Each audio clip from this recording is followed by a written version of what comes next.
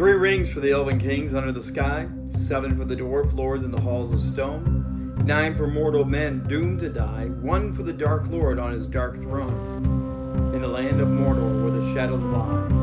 1 ring to rule them all, 1 ring to find them, 1 ring to bring them all, and in their darkness bind them, in the land of Mordor where the shadows lie. Hi, I'm the Trigger, Rich Bontrager. Thanks for joining me today. And today we're going to talk about the power of story. As pastors, as leaders, as teachers, as communicators, we are given the great opportunity to communicate the life-changing message of Jesus Christ and the gospel. However, as good as The Lord of the Rings is, we know that the Bible is considered to be the greatest story ever told. In fact, the #1 bookseller of all time, the Bible. The Bible has sold more copies than anything else in the entire world, ever. And it keeps selling and it keeps selling. There is something about the story within the Bible that captivates, grips, challenges, grows. The scriptures say the word is alive.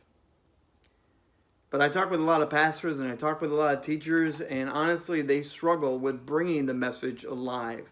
They aren't storytellers. They admit it. They know how to read the story. They know how to study the story. They know how to pull out the Greek and the Hebrew and all the little nuances.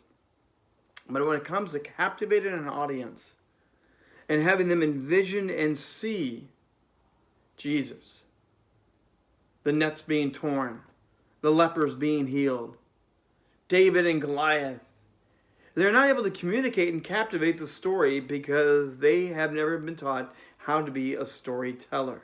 See, somewhere in us as teachers and leaders, especially pastors, and I'm pointing the finger at myself here as well, I was not taught to be a storyteller. Now, I've become a storyteller through broadcasting and through learning and lots of practice. But I love story. I love a story like Lord of the Rings that captivates you and takes you on an adventure and pulls you in, and you want to know what happens next.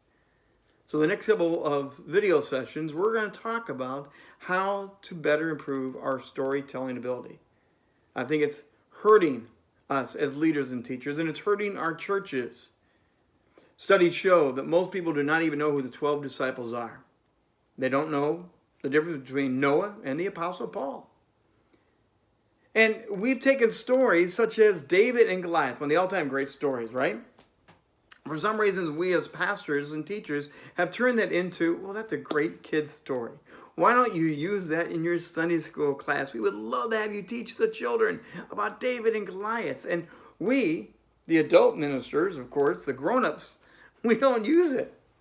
For some reason, we've decided that's for them. But have you really reread the story of David and Goliath and really thought, that's a great story? There's a lot of good stuff there. I'm not talking about the Greek and the Hebrew. I'm talking about the story. The Bible tells us Jesus used story more than anything else. More than any other tool that he used to communicate the good news that the Messiah had come. And there was hope in a very dark, dark time. Jesus used story more than anything else to illustrate the future kingdom, the kingdom that was at hand, the kingdom that comes within following Jesus and within your heart. He used story more than anything else. So pastors, ask yourself, why don't we? I can remember as a young boy being at park rangers and campouts. And park rangers are great storytellers a lot of time.